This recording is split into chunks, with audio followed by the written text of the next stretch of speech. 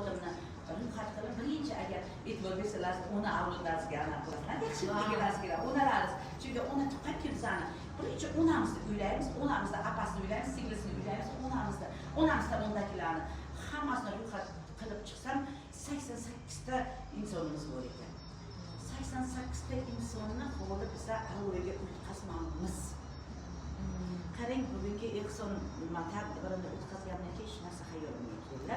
Shuning uchun masalani hammalasi tabrikli masala eng omadli, eng tanlanganlarni tanlangani, eng zo'rlar. Siz ham hozir mana shu alo'chi kokteylni hozir ichmasangiz, hozir bari nimadir yeysiz-ku uyingizda.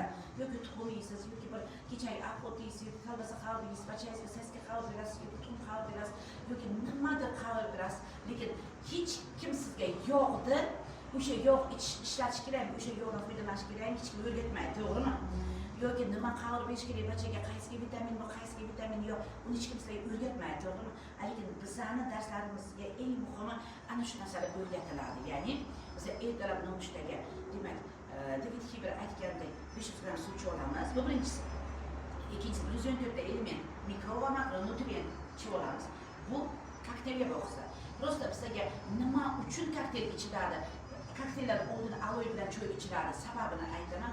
Chet elga bizga o'xshagan 100 kilolik odam uchrata olmaysiz. Masalan, Fransiyaga yo'q unaqa. Fransiyaga 50 kilodan 60 kilogacha standart ularga. Ular hech qachon semirmaydi. Ularga semirish bu uyat. Semirish bu uyat. Eng mustir odam hisoblanadi. Mustir yiqqan odam hisoblanadi semizlik. Yaponiyaga esa 2 yoshdan boshlanadi bachalarga vitaminlar berilish. Vitaminsiz ular yashamaydi. Ularga anamday narsa keltirib qo'yasiz-ku, ha. Bu mustir ovqat banganlikda vitamin beradi. Bir dona vitamincha ichadi, shu bilan tamom. Kuni bo'yi ular rosa tetik yuradi. Bular shu uchun ham 100 yoshgacha